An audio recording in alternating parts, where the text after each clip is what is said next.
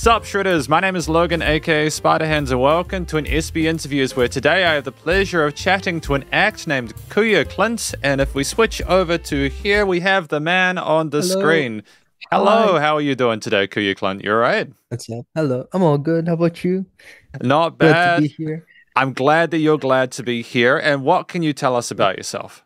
So I am here in New Zealand. I was not born and raised here though. I was in the Philippines before my time here. And yeah, I was just been here for like 7 years. And music is something that I just picked up on to be something serious to pursue recently. So yeah, this is kind of like a new beginning when it comes to like chasing a career or like a passion of mine. What do you especially like about music? For music, mainly it's just the self-expression and just finding the people that would relate or connect to it. Because I don't really make music to like attract audiences, I guess. Uh, I just make one I want to make. Then if someone likes it, then that's cool. But if not, that's totally fine as well. I mean, everyone likes certain things. And yeah, just if I ever get to like build a community around what I genuinely want to make, that's the best thing that I could get out of it. Because as I understand it, where are you you're currently based? Is it in New Zealand? Yeah, I'm in Auckland at the moment. And what do you like about the Auckland music scene? Everyone's just doing their own thing, which is nice. It's kind of like them opening up to the people around them. And yeah, it's just like the same thing that I've been doing, which is really cool. It's kind of like this group where I could just be myself. Because was it like easy to find people to work with, considering they're doing their own stuff, or did you find some sort of crossover? When it comes to people that I've worked with, because again, I've just been doing this recently. I've just been doing music with like friends and like people that I've really taken an interest on along the way. I don't really chase like big names in like the Auckland music scene or stuff like that. If we connect, and that's just about it, really. No, that's totally fine. Because like, if you were to describe the music you've been working on, how would you do that? I guess like I don't know, like professional contacts. I guess because I've been working with producers too and like some teachers to kind of like develop my skills as well as a musician. I guess I'd start there as well as going to like open mics and stuff. Yeah, I didn't have any luck when it comes to like connecting to other people through social media. So yeah, I guess people would tend to connect more with you if it's more of a, like a personal face-to-face kind of thing. Well, yeah, because then they actually see you playing the instruments and singing and all that Yeah, kind of that's stuff. true. And if they get your vibe and if you get their vibe, it's there'll be like productive music that will be happening. Comes to like quality wise and all that stuff. Exactly, Yeah. because the last thing you want is for a passion to feel like work, right? Yeah, exactly. Yeah. Because like, what was your first open mic like? I don't know where you're from, to be honest, but I don't know if you know the Win-Win bar. That's kind of like in the Auckland area. Yeah, it was just sort of quiet. I invited some few friends as well. And I think it was just like the owner of the bar, as well as like the bartender, and like just like two, three people that are kind of like waiting. Yes, it's a pretty like welcoming experience for like a beginner to kind of dip your toes in. Yeah, because I think if you start small, then you can kind of measure expectations. Do you have Yeah, friends and family and stuff who are like, do you find they're supportive, or are they also kind of objective about your music when they need to be? that's a good question. When it comes to friends, they're really supportive. When it comes to family, though, they're like, maybe for a hobby, but not like something that you could like take seriously. Because I have no one in my family that has taken the music industry seriously, and it's just like a hobby.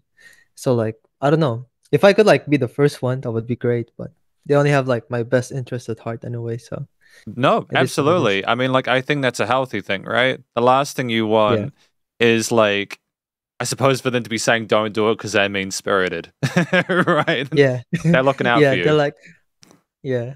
Although it kind of um could be quite discouraging at times, but oh well. Just have to prove them wrong, I guess. Exactly. You just got to prove them Yeah. wrong. Absolutely. Because so like, what are you working on at the moment? At the moment I've just oh yeah, because at the moment I've only been making songs in English. So I've tried to incorporate my local language as well, which is Tagalog in the Philippines. So yeah, maybe I'll try to like explore some concepts there too. And so, do you find there are some like what are the main differences between singing in those different languages, and how do they affect your music? To me, not really, because for me personally, when it comes to like songwriting, it's mainly like just writing a poem in a way with melodies, and you kind of like get to subdivide like lines into syllables, I guess. So there's kind of like a science to it too when it comes to making songs. So yeah, although there are some words here and there in like certain languages, like in English, just like some things that you can kind of like bend to sound a certain way so that it'll sound good. But that won't work when it comes to doing it in Tagalog and vice versa too. So yeah, it's a fun learning experience. And what kind of instruments do you like to produce or write with? I don't know if you'll consider your voice because I usually just hum along when I try to like make music. I do it at work. Sometimes I just hum along and stuff. Or when I wash dishes, for example, or when I go to the bus or like commute. I feel like that's when the ideas start to come instead of like just having to sit down and like seriously write songs with your notebook. It just doesn't come as natural or as authentic. Because like poetry is fantastic. How do you feel the way people have written lyrics has changed from like when you started getting into music to now? Oh, I love all of it. I love all of the process. I guess some people would prefer to like just actually sit down and like write lyrics in their notebook or in the computer or on their phones or something. Some people would just and just like the ideas would just start to come. But yeah, I don't know. I like all of them. As long as the output's good, in my opinion. It's all that matters anyway. Because like with the rise of AI music and all that kind of Oh stuff, yeah. have you ever felt tempted to have a lazy day on it and kind of get the AI to write some lyrics? Nah, doesn't feel right to me. Although I've heard some stuff that AI music has made, and they're like, "Oh, this could pass like as something legit," but I don't know. I just don't like it personally. Ah, okay. So then that's totally fair. So what do you feel is most important when you are writing a song? If not lyrics, like what's most important? I guess the essence of it, like if it's something that I could really connect to. For example, if like I'm sad or happy about something, either that song when I play it back again, either it'll take me to that place or it'll either be like support or reinforce the current emotions that I'm feeling, if that makes any sense. Yeah. Like it needs to connect to me. No, absolutely. So you're saying that emotions are probably one of the most important things in music at this stage. Yeah. So it I don't know. Some people are like, oh, you need to be like super creative. It doesn't need to be like um it shouldn't be like too poppy or like too repetitive or like too bland or too formulaic. Because like at the end of the day, if you connect to it, it's good music in my opinion. Exactly. And it can be Yeah. complicated. Like what range of genres do you usually listen to in your own time if we haven't discussed that already? Oh yeah. I listen to rap, I listen to rock, I listen to indie. I don't know if that's a genre now, but some people label it as like a separate thing. So like indie, rock, rap. I don't know if I said that already. And like pop, folk music, I guess. Yeah, like mainly those ones. And it kind of like just branch out to like specific sub genres anyway. I am gonna move myself over to Hey, cool. here. Here we go on Yeah, my screen, so we can see your whole face now. That's fantastic. nice. So it's just my mic stand just into the ether, just sticking out with the green screen. Something there. It's totally Oh yeah, fine. no, I also have like a potato setup here too. Very DIY. Oh no, you're all good, man. Honestly, yours looks professional, man. It's got that kind of like lo-fi aesthetic to it. So what makes it lo-fi though musically? I guess the production value. I think that's what makes things lo-fi. It's just very DIY, not a lot of like fancy equipment and that sort of stuff. You just make what you can with like the things that you have. Is like, Yeah. what do you usually use to make that music? Do you have specific like equipment you prefer, or I have this guitar that I had since like 2018 that I still use. Then I have this DAW that is FL Studio, and I don't buy any like plugins with it at the moment. It's just all stock plugins. Then after that, it's just like MIDI. keyboard or something, and that's about it. I just go crazy with it. No, it's a good setup. Honestly, genuinely, I think that's how a lot of people start. What do you like about FL Studio? Because I'm hearing some good things about it. Oh, it's just easy to play with, and there's like a lot of guides and stuff when it comes to um how to use it. Also, like, yeah, like YouTube and all of that stuff, and like how to guides. Although I guess some people would have their own preferences, but I'm broke. I'm a broke student, so the fact that like you could just buy it one off is really good. It's like really helpful to me. Oh, It's for like, yeah, sure. Because as I understand it, like the mid package, not the entry one, but the mid one comes with like a whole lot of instruments and stuff like that as well, doesn't it? I don't know if like the other DAWs are in a subscription plan as well, but yeah, I feel like is Pro Tools in a subscription base? Yeah, I'm not too sure. Just quickly, because this isn't my interview, it's yours. I am familiar with the Pro Tools subscription model. Yeah. Um, so your Pro Tools is just an absolute dumpster fire. They've been trying subscriptions for years, and when you download it, they put de novo stuff on your computers, and it runs worse than if you bought it before. Logic's Oh good yeah. because I think Logic there's a student license. Reason is now a part of most digital audio workstations because Reason couldn't sort of last on their own. Like they just became a plug-in pack. FL Studio was Okay. FL Studio used to be Fruity Loops, I thought that's what FL means. Fruity Loops, just FL. Then it just, but it yeah. used to just be Fruity Loops. They just had it as Oh, Fruity got you. Loops, and then they were like, "We've got to make it a bit more trendy," so they made it FL Studio, and then I think that's when Got people you. decided to take it a bit more seriously. Eh? Yeah, they just kept the fruit shape as their logo, just to remind them of what it once was. Fruity Loops. Absolutely. And absolutely. So like for you, yeah, like all the YouTube tutorials and all that kind of stuff. Like how's that how helpful has that been for you in learning how to use all this stuff? I guess when it comes to making music, as far as like the learning curve goes, it's kind of not that steep when you're starting, but like the more you get into it and the more advanced you get, or like the more experience that you have and like the time that you spend on it, that's when you finally realize like, oh, I've been doing this for a long time, but there's still some stuff that I still don't know, which is pretty exciting in a way too, because you'll never run out of stuff to learn. Yeah, it's just Mm. a fun process. If you really like music, you'll never get bored. So like at your current stage as a musician, like what's the next thing that you're working towards at this point? Like what are your future goals? Future goals, maybe just reinforce and like build more on what I've started as my foundation. Because I play the guitar, I sing. So I guess some vocal lessons would work too. Guitar lessons would work too. Getting to explore and like master the FL Studio would be great too. Then as far as like the songwriting goes, some some songwriting techniques would be good too here and there. But I also need to like live more and like experience things. Because how do you balance the kind of uni life with the music stuff? I don't. It's just stressful, man. It's been hard. Yeah, I had to like take a break to like really focus. I'm on my last semester, which is good. It shouldn't be too far long. I suppose you'd have exams coming up, right? I'm in my internship. Like that's the only thing that I have left for Oh, my yeah. industry project. Yeah, I don't know if the people or like your audience know what that is though. But yeah, it's like an on the job training, I guess. Like internship mixed with like Ah, research too.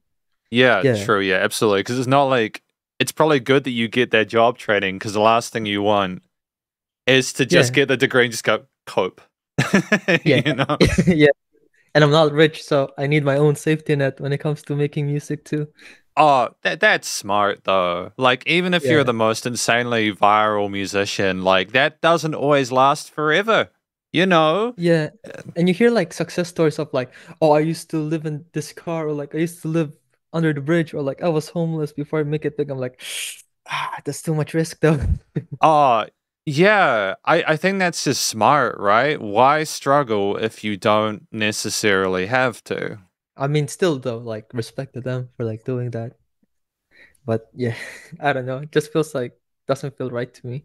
What would your ideal situation be like after, this final semester? How would you work things with your music stuff? Probably just set aside like a time for it. Like instead of just like sleeping in or like playing games and stuff, like actually putting the work in to like make music. Because I feel like working 9 to 5 for like Mondays to Fridays, just autopilot at some point. Then like you really get to be creative and like express yourself with music afterwards. So yeah, it's gonna take some discipline to reinforce being creative too. Absolutely. Like, do you think that you'll try? Because you did you talk about producers earlier on? You're working with other producers, is that right? Yeah. Yeah, I've worked with three. Yeah, for the first one, I'd rather not name any names. He's good, but yeah, his style just doesn't mesh with mine personally. Yeah. Then for the second and the third one, they I like them.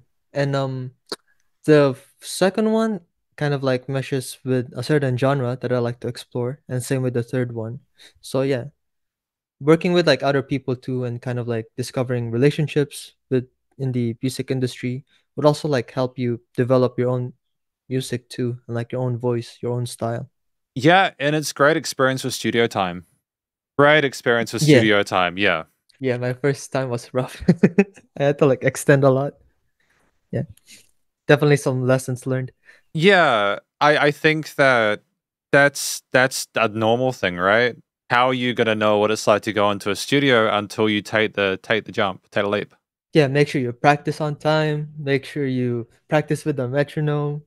Make sure you get some takes that you like. Be professional. Yeah, all that stuff. Ah, the metronome. Yeah. Yeah, I feel like the metronome is understated because you got when we record, right? We have if we haven't learned to record to a click track, we're gonna learn to record to a click track. Yeah, way underrated. You're gonna be forced to. Because do you typically, I know you mentioned guitar, right? With the other instruments, are they typically sort of acoustic or are they sort of more sort of like samples and stuff? Ah, to be honest, I just cheat my way with it because like I use my guitar, but I don't have something to like plug it onto my computer. So what I do is I kind of like play with like notes and like rhythm and stuff. Then I just do it manually with like a MIDI keyboard that comes with the FL Studio. Then I try to like mess up with like the velocity and stuff. I'm so sorry. This is way too technical, but for like some listeners, but yeah, try to like make it sound human. Then I try to like just make it work. No, no, it's okay. We can have that conversation. It's all good. And if anyone asks in the Okay, comments, I can help out. There are got you, lots got of you. fun plugins, right? There are plugins where Yeah, like they try to emulate like do you know the SSL plugins? if you need to buy it, I don't know it. Solid State Logic, No right? clue. This is the way stuff's changed. They were like a company that used to make $150,000 mixing discs. And what they realized is that in the 21st century, no one is buying $150,000 mixing discs. Yeah, So no one they've can. In this released, economy, nah. no, not in this economy. I think there's like I legit think, I remember when I got my diploma in audio engineering and music production from Mainz, there were like 4 or 5 of them in the country, right, at that stage. And so they've now realized no one's buying them. So they're making a literal $150,000 disc channel strip into a plugin and you have it in your digital audio workstation like FL Studio, and it Got emulates you. it. Oh, that's dope. That's way more accessible. Yeah, it is. Yeah, However, it is a subscription service. yeah. Nah. At the um, moment, it's me and Flex. We're just like tight like that. Absolutely. I mean, I love that you're smart about it because sometimes you hear the stories of people buying a lot of music gear, even if they don't have a lot of cash to spend. And then they're like, what Yeah. do I do with all this music gear, right? Yeah, and personally, like just having a lot of choices to work with is just paralyzing. Like there's so many to choose. You know how like when you're trying to like choose your outfit for the day and you have like so many clothes and you have no idea what to wear? I feel like it's the same thing for me. Comes to like making music. I'd rather have just like three, four of like things to choose on than just like be creative with it after.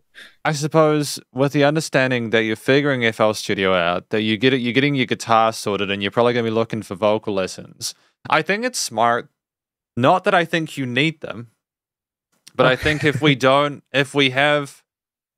have our techniques sorted, we can sing for ages. yeah, and if you have more when it comes to like my voice, for example, the more it gets trained, the more versatile it gets, and the more you get like more creative with it. Sometimes you can incorporate other singing styles from other genres and like put it in rap, for example, which will make like more music that's like more creative and like It'll also be helpful in like getting your point across or like the things that you want to express in your music. Yeah, exactly. I mean, like, it's all about having that sort of authenticity and expression of your vocals, having the instruments Yeah. playing. Like, what's your music theory like? Music theory, I'm pretty self-taught, so and I mainly just get music theory from like patterns that I tend to pick up to like songs that I listen to.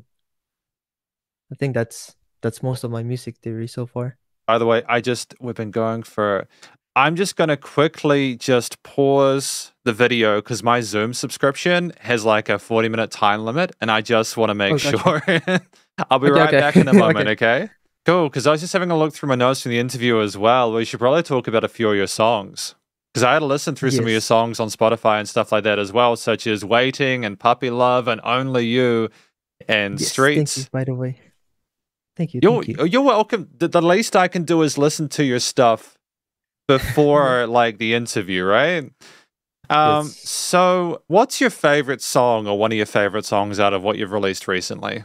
I like Puppy Love. I like Streets. I also like Prom Night. And yeah, other than that, it depends on my mood. Because like I like those ones like across the board, but sometimes when I'm feeling a certain way, I like or prefer some songs more than the other. Because I've heard songs like Puppy Love and everything like that, and I think this is this is clearly a love song, but like also the synth pads and everything like that sound very sophisticated. It's got that kind of lo-fi aesthetic, like musicians like Joji and stuff like that, which I enjoy. Yeah, and Grant Perez. I don't know if you know him, but yeah, Now, I don't. How would you describe their style? they get to the point and they put the emotions of the song first and foremost to the listeners.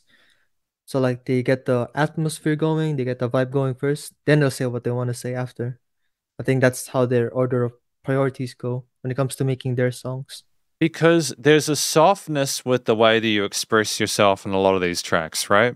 It's very approachable. It's got that kind of R&B aesthetic to it as well.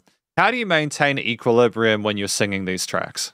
Mm, I I don't know. Sometimes it feels like theater, like acting. Like you need to like project your voice a certain way, and also you can also because I make my instrumentals as well too. So making my I guess you'd say beats, like your beats a certain way, so that also helps you project those emotions too. Would help. Because, I've heard these songs and you've used like seventh chords and stuff like that, which are typically quite like emotively complex, which is kind of what you want, right? You don't want to, Yeah. like majors and minors are great, but they're kind of basic sounding, you know what I mean? Yeah, I feel like sevens are also like specific if you want them to hit a certain way. Because like usually they're complicating a major or minor chord, but ironically, Mhm. there's just because of how you use them and the consistency, there's an actual expectation from the listener when they're used. Yeah, and this is as far as my music theory goes, but like they say that major chords are happy, then like minor chords are sad. But sometimes you could also like juxtapose it on like the emotions that you want to make. You can use like major chords and it's a sad song, for example, or like the lyrics are sad. I feel like that also creates like a stronger effect too sometimes when you contrast it sometimes, like the songs that you make. No, no, it's okay because I've also heard tracks where you've got featured artists like Zai. Waiting was a beautiful song Oh, thank you, man. We Yeah, I made that by myself first, then I wrote our verses, I made the instrumentals too.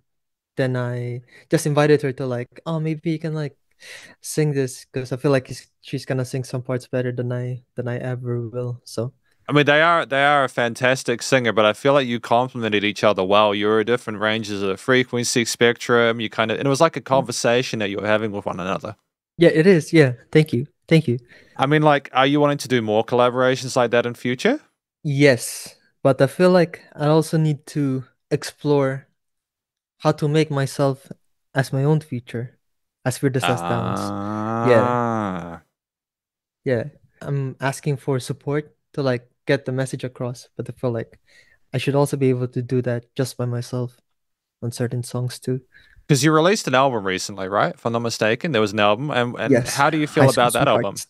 High School Sweethearts, and how do you feel about that one? Yes. Oh, I like it. It's very nostalgic for me because it's a very personal, kind of like a diary entry-ish album. It's kind of a beautiful thing, really. Like, so you had like a fondness for high school. Nah, Nah. nah, nah. I only like high school sweethearts because meeting my girlfriend at the time was like the saving grace for me. Oh, yeah, because it was Yeah, like a lot of that was everything like else the was journey. rough. You were oh, I'm sorry Yeah, to hear that. yeah, it's okay though. Because yeah, I remember listening to some of that tracks, and it was like your journey going through that, wasn't it? Yeah, exactly. Although there's like some songs for like, oh, this is really what happened in our relationship, but some other songs like Everything or like Decay, it's kind of like what ifs scenarios. Yeah, they're kind of like, I guess they're like worst case scenarios for me because they're kind of like discussing breakups and stuff, which I don't want to happen. But unironically, like if you get the feeling that you are about to lose them and stuff like that, I feel like that's more the feeling of love expresses itself. Like, oh, I really don't want to lose this person. Yeah, it's tricky, right? Because sometimes it feels Yeah, like you're catastrophizing, but that can actually just be a reminder of how you feel about that person. yeah, yeah, exactly. Yeah, it just like manifests itself in other ways too. So, what are you wanting to do with that album? Like, is there a focus on like being able to do some like live shows at some point, or like do more sort of like gigs with that material, or To be honest, I haven't really thought that far ahead. I just wanted to like get my point of view across to like other people out there if they do get a chance to listen to it. Because I feel like in today's society, there's just way too many like breakups, cheating. You should be like this, you should be like that. Like Riz, like high value woman, man, and like Alpha, Sigma, all that kind of stuff. Just fall in love. It's a great thing too to experience. yeah, because like you mentioned Yeah, yeah, potentially want to do some like music and other Tagalog, if I'm not mistaken, right? So would yeah. that be like, would you be trying to like reference that within the lyrics was also talking about similar stuff in the previous album, or do you think it would be like a completely different sort of like subject matter? Um, I might also like add in some familiar ones too, just for like for audiences to kind of like transition into like the new ideas that I want to explore. But yeah, for the next one that I'm making, hopefully I'll be more introspective and not just like all love songs. I mean, to be fair to you, love songs work. I mean, I think the last 100 years, a lot of Yeah, that's careers true. have been made off of love songs, right? Yeah, I think it's also an influence of like the music that I've just been listening to lately. I just wanted to like dig and like just reflect on myself as well and like make songs off of that. How will you make your love songs stand out? Like, what do you do to make your love songs stand out amongst the other love songs that have come before? I think that'll be based on the love that I've experienced too. Because if I say to other people of or like if other people ask or like, oh, where did you guys meet? I'll be like, oh, we met in 2017. Then we only been together for like a year. Then like we've been on this long distance relationship since until from like 2017 to 2014, 2024 afterwards, sorry. And like we've been on like the 7 years long distance relationship.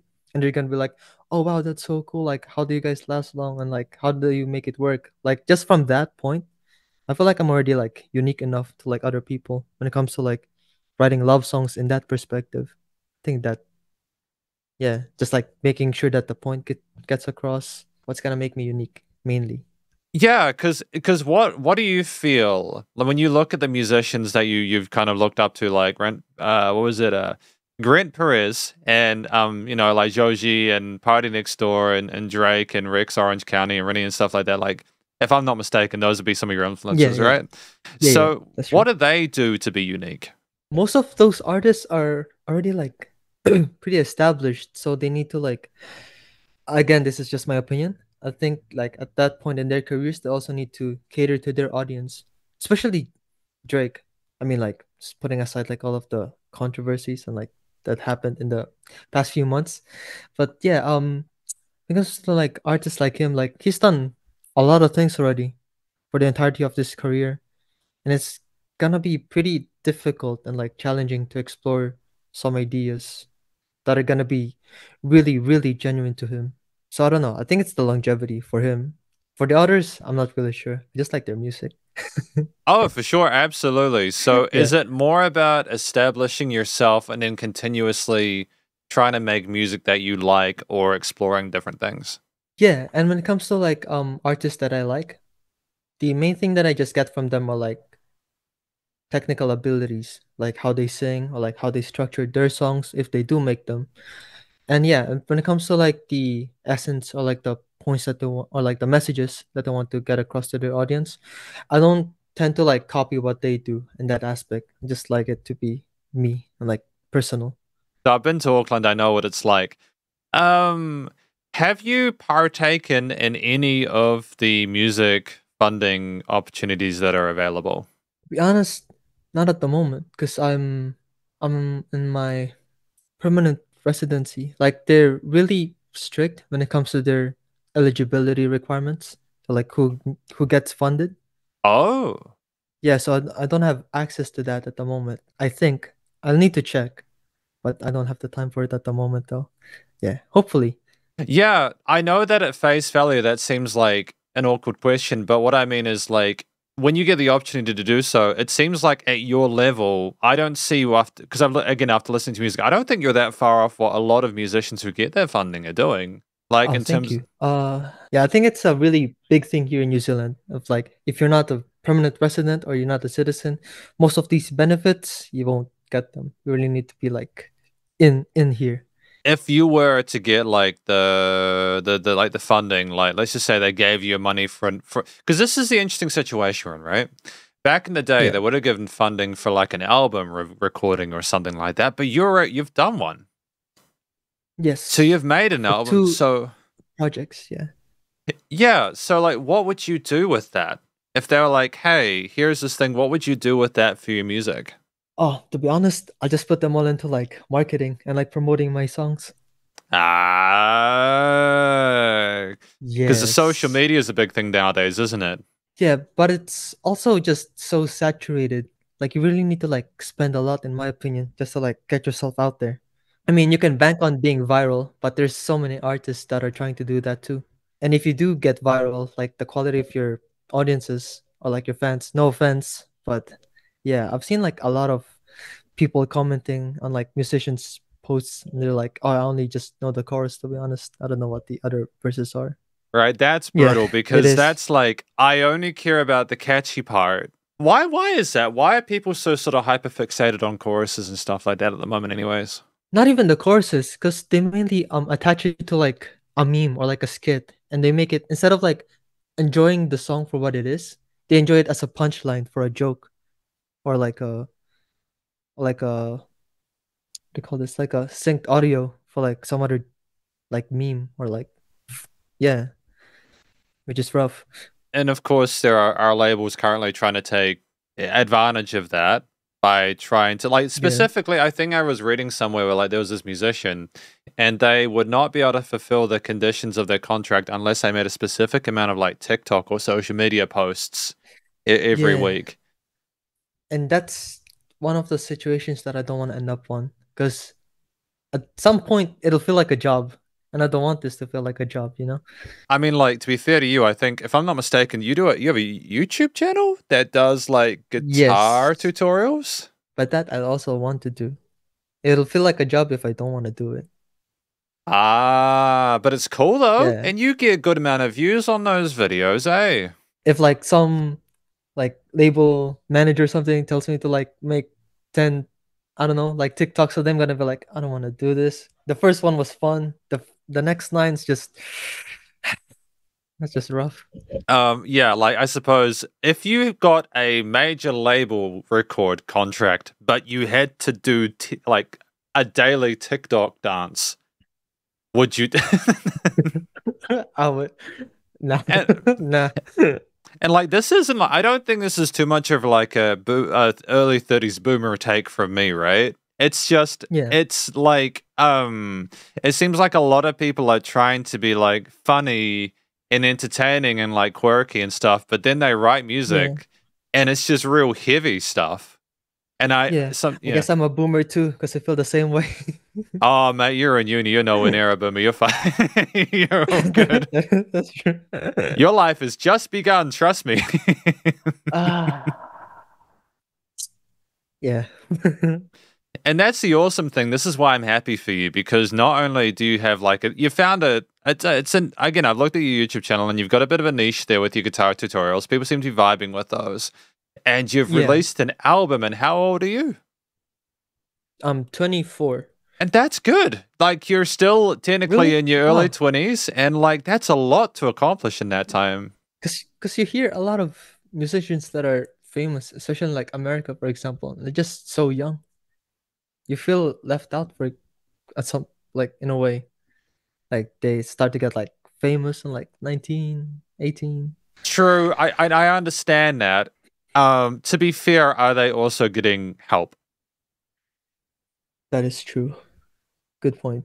Yeah. Um, it's like with like I don't know how familiar you are with the K-pop industry, right? A lot of these like Yeah. adults who go big, they're like teenagers and maybe even like slightly younger when their parents put them into these places, and they just get put into Yeah. training camps through their teenage years, and they're not allowed to date, and they're not allowed to do any of that stuff. And then when they get to when they're older, they're still not allowed to have relationships, and they're basically even though they're successful, they're young, they don't Yeah. necessarily have a life. Not everyone gets everything, eh? Yeah. But you, my dude, you have music and you have YouTubes. And so I suppose for you, it's just continuing to build on what you've got while sort of exploring potential opportunities. And yeah. Yes. Yes, thank you. So like what would you tell your younger self, if like you could talk to them when they were starting off with music, what advice would you give them? Don't be too hesitant on like what other people are going to say when it comes to doing stuff that you want. Because I feel like other people, especially if they start out early and they don't have like anything for themselves or like they haven't proved anything yet, just like take that small step first, and everything else is gonna follow. And just be consistent too. There's always going to be someone that's going to appreciate what you're doing. It might not be your, I don't know, might not be your closest friends, might not be your closest family, but there's always going to be someone that'll appreciate what you're making. Yeah, and typically it does. We need to learn it, and then we need to sort of like figure out. And sometimes, I mean, I know we talked about like people getting famous when they were younger. Sometimes that virality when you're young can be more of a curse because you might not know everything you need to know in order to make the most of it. That's true, because I feel like it's also going to be a challenge to keep getting better. If your first one is your best, subjectively, when it comes to like other people listening to your songs, like you've already made a high bar for yourself. If you were to become a professional musician, you would have 40 years more of music before you retired. Can you imagine making music for another 40 Yeah. years? Yes, but at some point, I don't know. I mean, even right now, I don't really feel like impressing people. I don't really thrive when doing that.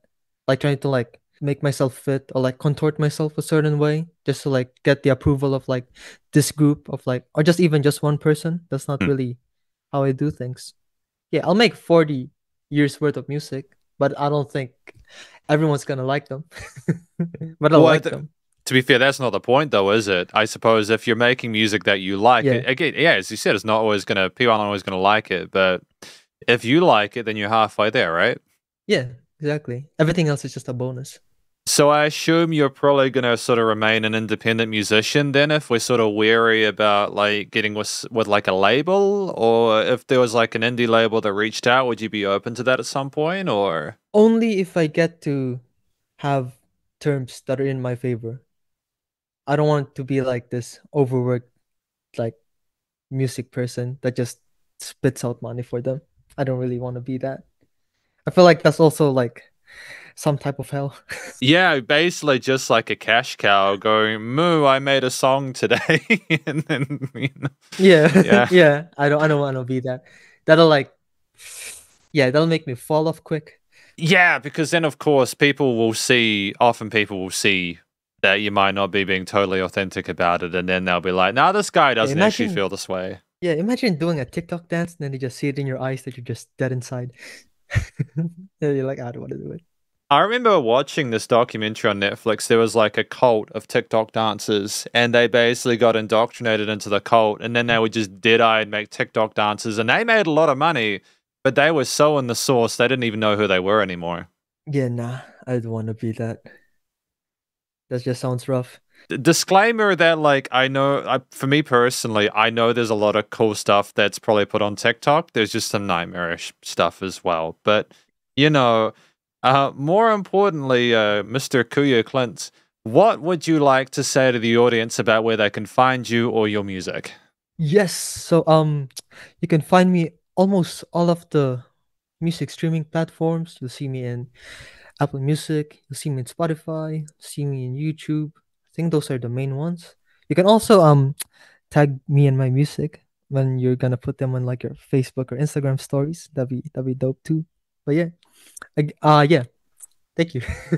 You're welcome. It's all, hey man, this is your interview. It's what it's about. It's learning more about you. So, is there Yeah. anything else you'd like to say to any viewers before we finish up the interview for today? Yeah, so again, my name is Kuya Clint. I just made this recent album just called High School Sweethearts. I hope you guys like it. That's the same way that I just also enjoyed making those songs too. I also have this my very first EP which is called Missing You. So yeah, be able to see me in your music streaming platforms and hope you guys enjoy them too. Yeah, and Thank you. just Thank you. just so it's known, that is good music. So if you're watching this, please do go check out Kuya Clint's music, both the EP and the Thank, album. But thank you very much for coming into this interview thanks today. again, man. Glad to be here. Glad to be here. I'm a And fellow Spiderhands too.